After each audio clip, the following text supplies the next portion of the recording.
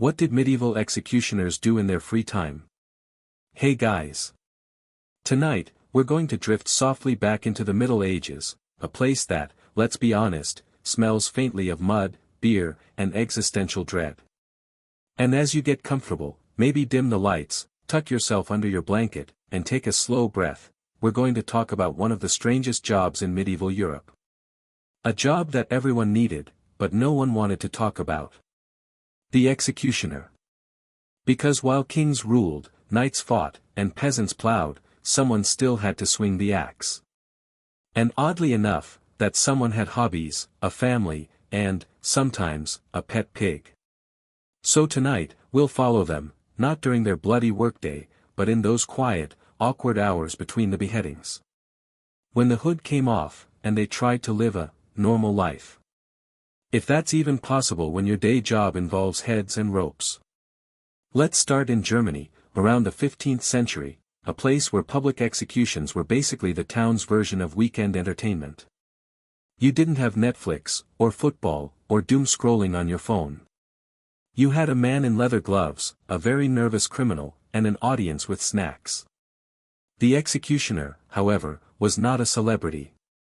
He was, more like the medieval version of a plumber who also happened to perform open-heart surgery on Saturdays. Essential, yes. Popular? Absolutely not. Because handling death was considered spiritually dirty. It didn't matter if he was following the law, serving justice, or cleaning up the social mess, people believed he absorbed sin, like a walking human sponge for bad vibes. Imagine trying to go to the market. You walk in, everyone goes silent, and the butcher quietly puts down his knife, like, oh no, not that guy. People would literally avoid touching executioners. Not out of fear they'd be killed, but because they thought touching one would curse them. So, you had these men who were necessary but socially radioactive. And here's where their free time got interesting. Because when you're isolated, hated, and technically employed by death, you need hobbies. And some of these men got really creative about it. In between jobs, and remember, executions weren't daily, sometimes weeks or months would go by, executioners would run small businesses. It turns out, being good with knives and steady hands had its perks. Some became healers and surgeons, oddly enough. Yes, the same man who beheaded criminals on Tuesday might set your broken arm on Wednesday. It sounds ironic, but it made sense. Executioners understood anatomy far better than most barbers or so-called doctors of the time. They'd seen the inside of the human body, often. So when little Hans fell off a wagon and broke his leg, the town quietly sent for the executioner, but no one admitted it. It was like using an illegal streaming site, everyone did it, but no one talked about it. Some even became skilled alchemists and herbalists. They'd gather herbs, make tinctures, and sell salves in the market through their wives or children, since no one would buy directly from them. You could say the executioner's wife was the medieval Amazon delivery system, discreet, efficient, and socially acceptable. There are even records from Nuremberg and Munich where executioners wrote down complex medical recipes, bloodletting techniques, and even tips on how to reduce infection. Ironically, the men's society called unclean were sometimes the most scientifically minded in town. Because when you're constantly surrounded by death, you start getting curious about how to stop it. Now, let's float over to France, where executioners had an odd kind of celebrity status. Think of them as the grim influencers of their day. The Paris executioner, for example, was a known figure. He had his own house, his own servants, and a family name that passed down the profession for generations. Yes, it was hereditary, because apparently one lifetime of trauma just wasn't enough.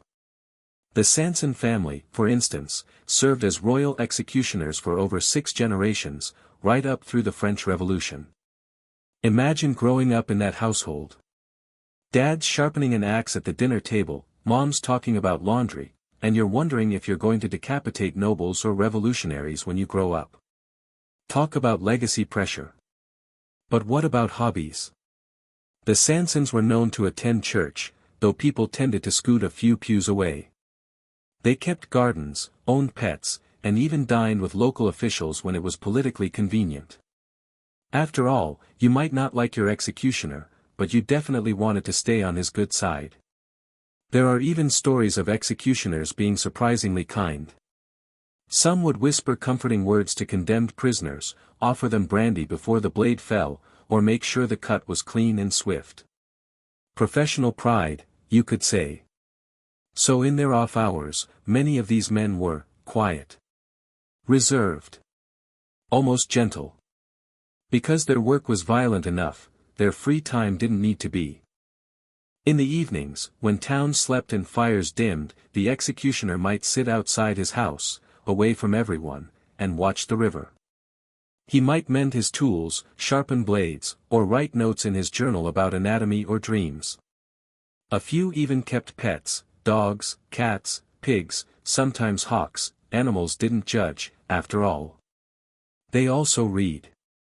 You'd be surprised how many executioners were literate.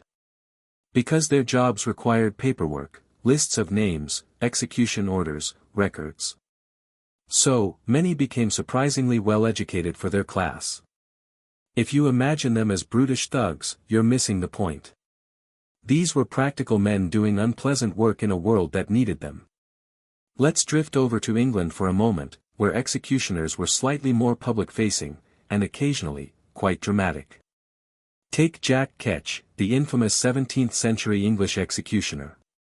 He was terrible at his job, botched several high-profile beheadings, and still somehow became famous. He's remembered less as a man and more as a punchline. His name became slang for the devil or death itself. Old Jack Ketch will get you, parents would whisper to naughty kids. Lovely bedtime material. But behind the reputation was a man who, when not butchering nobles, was just existing. Drinking in taverns where people pretended not to notice him, gambling occasionally, and probably complaining about his boss like everyone else. Because even executioners had bosses, sheriffs, magistrates, city councils, and bureaucracy, as always, was more painful than any execution. What's interesting is how executioners viewed themselves. Many felt haunted, yes, but also duty-bound. They didn't see themselves as villains.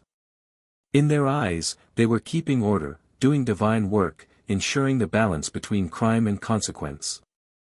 And in their free time, that sense of guilt, or justification, followed them. Some turned to religion, praying quietly in private. Others turned to drink, perhaps to drown the faces of those they'd executed. And a few, simply accepted it as their fate, born into a cursed but necessary role. There's a strange peace in that, a kind of resignation only a medieval mind could muster. So when we ask, what did medieval executioners do in their free time, the answer isn't gruesome. They lived. Awkwardly, quietly, and always on the edge of everyone else's comfort zone. They gardened, raised families, brewed beer, and stitched together whatever normal life they could from the scraps of fear and isolation around them. Because at the end of the day, even the man behind the axe needed something human to hold on to. And as we float through this quiet, candlelit world of paradox, where the healer was also the killer, the outcast was also the savior, it's oddly comforting. Medieval life was messy, contradictory, and far from clean. But somehow, even its darkest figures found small, ordinary ways to keep living. And that's what makes them fascinating. Not their work, but their humanity between the executions. Let's pause there for now. And in part 2, we'll drift into the deeper, stranger corners of their daily routines, their family lives, the stigma of their children, and the few times they accidentally became heroes. So, settle back. Take another slow breath. We'll pick up from here, in a moment, the executioner's family, living in the shadow of the axe. Hey again. So, where were we? Right, our medieval executioner has just finished his day, cleaned his tools, maybe poured a mug of cheap ale, and is heading home. But what was home, exactly, for a man everyone feared to touch? Let's just say, real estate agents weren't lining up to sell him prime property in the city square. Executioners lived in what was politely called the outer districts. Meaning, outside the walls, by the rivers, in the slightly swampy areas where everyone else didn't want to live. You know, the scenic spots near the gallows. It wasn't exactly the dream neighborhood, but it had its perks. Privacy. Plenty of open space for drying ropes, keeping chickens, or, you know, quietly dismembering corpses for forensic curiosity. And of course, a nice long walk to town, far enough that respectable folks could pretend they didn't know you. Now, let's talk about the executioner's family. Because, yes, most of them had wives, children, and sometimes even grandchildren who kept the profession going. The job, for many, was hereditary, passed down like a family heirloom no one wanted but couldn't get rid of. Imagine being a 12-year-old whose dad says, "Son, someday all this will be yours." And this refers to a blood-stained block, an axe, and a reputation that guarantees lifelong social exile. There were even laws in parts of Germany and France that banned executioners' children from marrying outside their own social class. In some cases, the only people willing to marry executioners were other executioners' daughters. Which is how you ended up with entire families of them, generation after generation, each one trying to live quietly while carrying an invisible curse. It's like being born into a dynasty, just not the glamorous kind with castles and jewels. More like the kind with rope burns and existential dread. So, what did these families do all day? When executions weren't happening, which was most of the time, they ran little side businesses. The wife might sell herbs, ointments, and medical treatments in town. The husband might work as a butcher, a skinner, or even a healer. And the kids, well, they grew up learning anatomy before they could spell it. One account from 16th century Nuremberg describes a young boy, son of the local executioner, who was praised for setting broken bones better than the town barber surgeon. Not because he had formal training, but because he'd watched his father dissect bodies for years. Which, you know, is one way to get a head start in medical school. Pun not entirely avoided. Let's float over to France again, where the Sanson family reigned as the most famous executioner dynasty in Europe. They served from the early 1600s all the way to the French Revolution. 6 generations of public beheadings, fathers teaching sons the art of efficient decapitation, like passing down a beloved family recipe.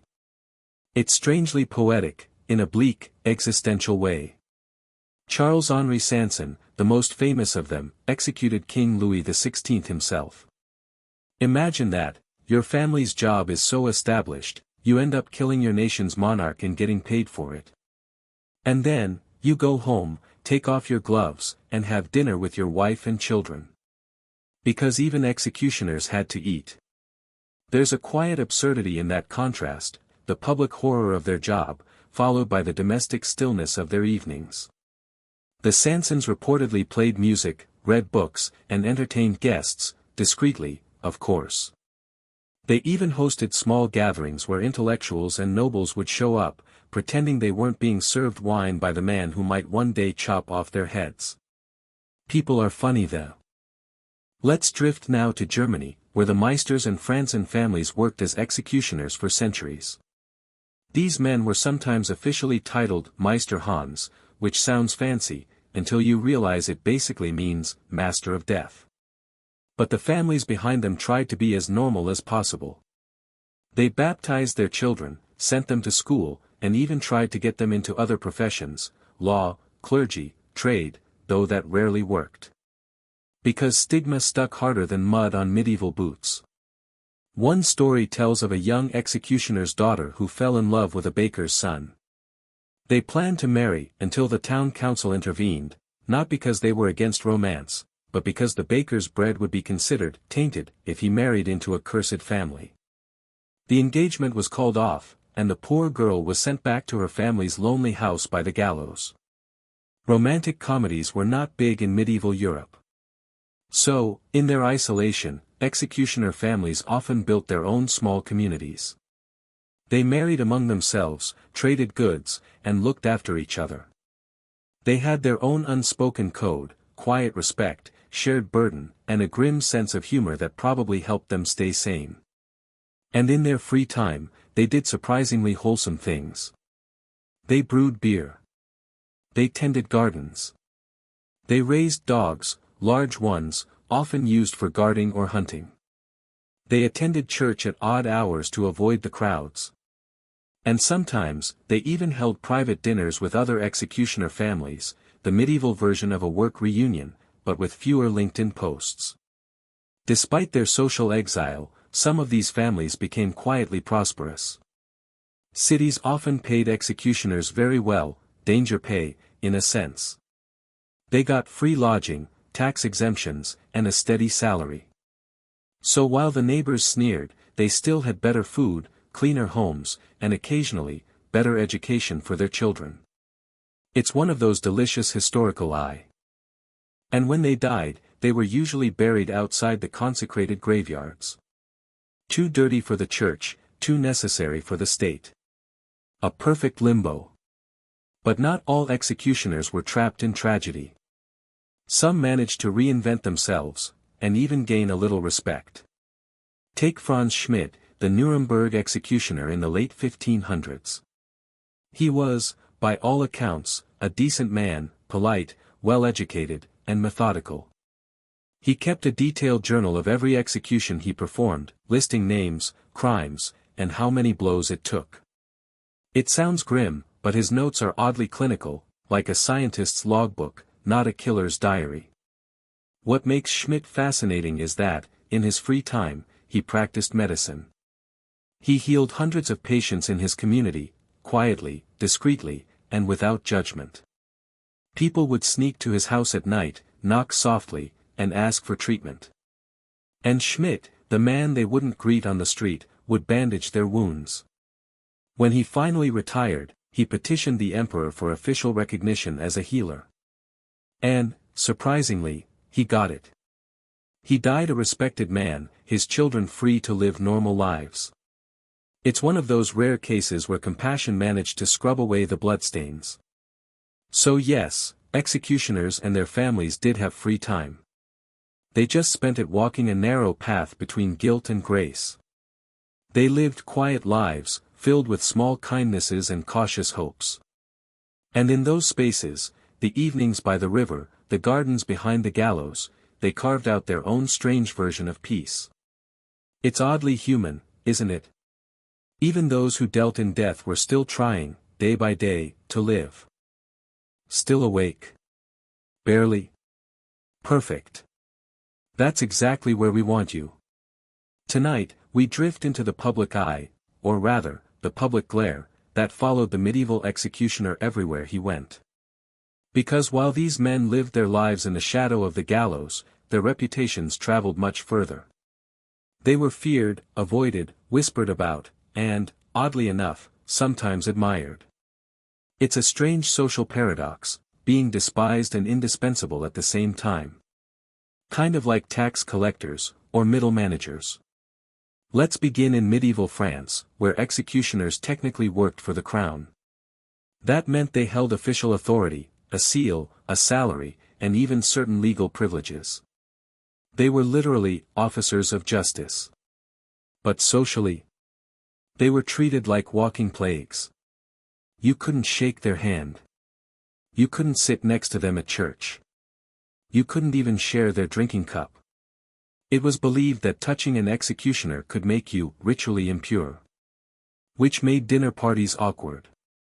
And yet, the same nobles who avoided them would personally summon them when a noble cousin needed to be executed, with dignity. It's always about dignity, right up to the chopping block. So, you had this bizarre dual identity, public disgrace, official respect. The man everyone crossed the street to avoid, but everyone needed when the law called. In Germany, things were equally confusing. Executioners there often had to act as law enforcers too, catching criminals, cleaning up bodies, and maintaining public order. Basically the medieval version of a janitor, coroner, and police officer all in one. Because once you're already covered in other people's sins, what's one more job description? And yet, their status was, strangely privileged. Executioners couldn't be arrested by normal guards, they reported directly to the city council.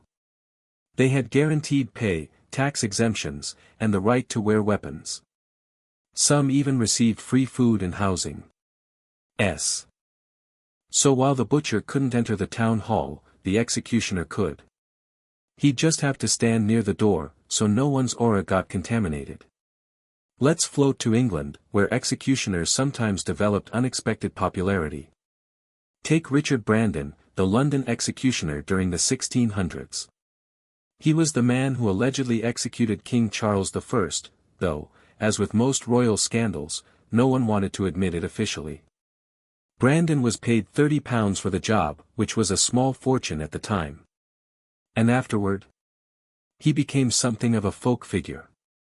People whispered about him in pubs, telling stories of his steady hand and calm demeanor. He'd done what no one else dared, kill a king. It's strange how quickly disgust can turn into fascination when politics gets involved. One day you're a social outcast, the next, you're national gossip. Brandon's death was followed by rumors, ghost sightings, secret burials, spectral heads floating above his grave. People couldn't decide whether to fear him or admire him. So they did both. But perhaps the most fascinating example comes from Nuremberg, again, our friend Franz Schmidt. By the end of his career, he had executed nearly 400 people. And yet, when he retired, he was granted citizenship, the highest honor for a man in his profession. The city even recognized him as a worthy man. That's not a phrase you throw around lightly in the 1500s. Schmidt had built a reputation not just as an efficient executioner, but as a fair one. He was known for compassion, offering condemned prisoners comfort and even prayer before the final act. He didn't take pleasure in the job. He treated it as solemn duty.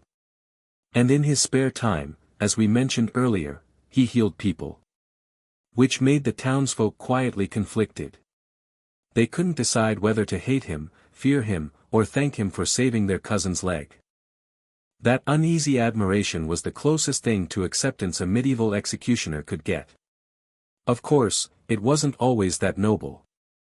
Some executioners leaned into their notoriety and used it for profit.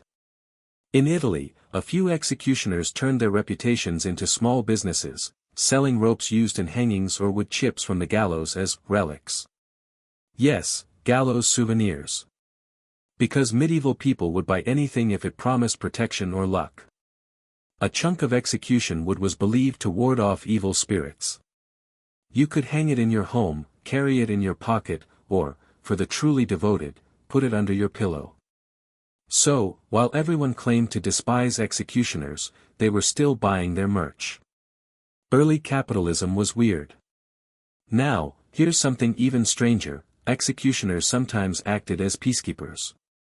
Because they were physically strong, legally immune, and already used to danger, they were often called to break up fights or guard prisoners. Imagine two drunk nobles brawling outside a tavern, then the town's executioner shows up, calm as a cat, to separate them. Instant sobriety. It gave them a subtle power, the power to command fear without even raising a hand. People listened when they spoke, even if they pretended not to respect them. And that, in its own way, became addictive. Many executioners wrote about feeling an odd kind of authority, detached, yes, but quietly potent.